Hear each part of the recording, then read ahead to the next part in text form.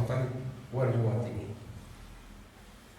وما يمكنش واحد سياسي ممارس ما يشعرش بما يشبه القشعريرة ويحضر في هذه القلعة ويتملكه التخوف والقلق من أنه ما يكونش في مستوى ما تفرضه تربة هذه القلعة. ولذلك أنا بكل تواضع أنا اللي حصل لي الشرف أنني ألتقي بكم، وأنا اللي حصل لي الشرف أنني نكون في هذه اللحظة كائن بسيط يتحرك وسط هذه الأرض الطيبة. أنا سعيد جدا.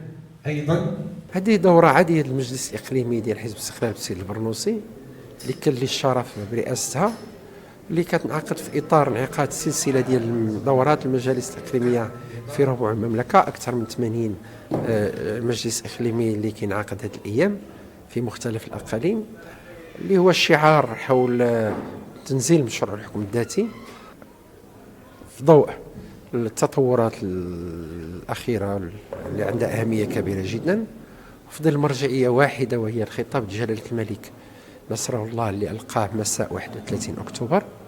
وأيضا ناقشت الدورة مجمل القضايا الاجتماعية والاقتصادية الراهنة، من دولة اجتماعية، من البنية التحتية، من الرهانات المنتظرة. نقاشات كانت عميقة جدا ومستفيضة، كتعكس أولا المتابعة للاستقلاليين والاستقلاليات للشأن العام بتفاصيله، وكتعكس أيضا النضج الكبير اللي كتميز به النقاشات داخل حزب الاستقلال. مصطفى عاقدي مفتش حزب الاستقلال بعمالة مقاطعة سيدي البرنوسي.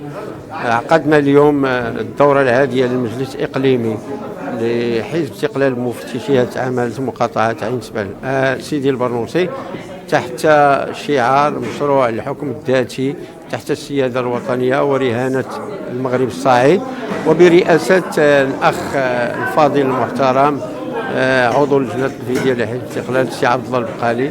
فعلا اليوم كان واحد النقاش مثمر ومفيد، درسنا في جميع القضايا ذات البعد الوطني وذات البعد الإقليمي، فعلى المستوى السياسي، على المستوى الاجتماعي، على المستوى الاقتصادي، على المستوى الثقافي.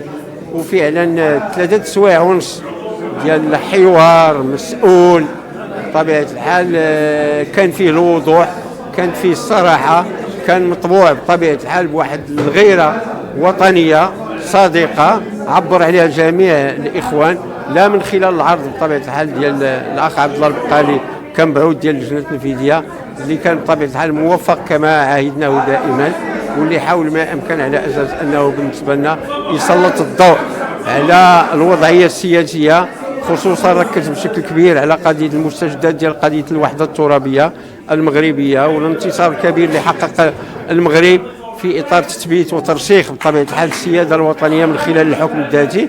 وحاول ما أمكن أن يدوي بطبيعة الحال بشكل إيجابي على الأداء الحكومي، ثم بعد ذلك حاول ما أمكن على أساس أن يبرز بعض الاختلالات اللي كتطلب واحد المجهود من أجل على أساس أنه تحاول ما أمكن على أنه تنال الرضا بالنسبة للشعب المغربي. فعلا ناقشنا أيضا واحد المجموعة ديال القضايا التنظيمية مرتبطة بعملية إعادة الهيكلة بالنسبة للفروع، وحنا بالنسبة لنا على مستوى المفتشية هيكلنا 3 ديال الفروع، بقينا فقط المؤسسة ديال المكتب الإقليمي. غنحاولوا ما أمكن على أساس أن نبرمجوها مستقبلا في إطار دورة استثنائية ديال المجلس الإقليمي، وغادي نهجوا بطبيعة الحال. النهج اللي درناه في التشكيل ديال الفروع هو أنه نحاولوا ما أمكن نعتمدوا توافق ما بين جميع المكونات ديال الحزب من أجل على أساس أنه نحافظوا على الوحدة ونحافظوا على الشمل مجموع، لأنه كتنتظرنا تحديات مصيرية بالنسبة للحزب. بغينا على أساس بالوحدة ديالنا نحاولوا ما أمكن أن ننتصروا فيها بحول الله وقوته.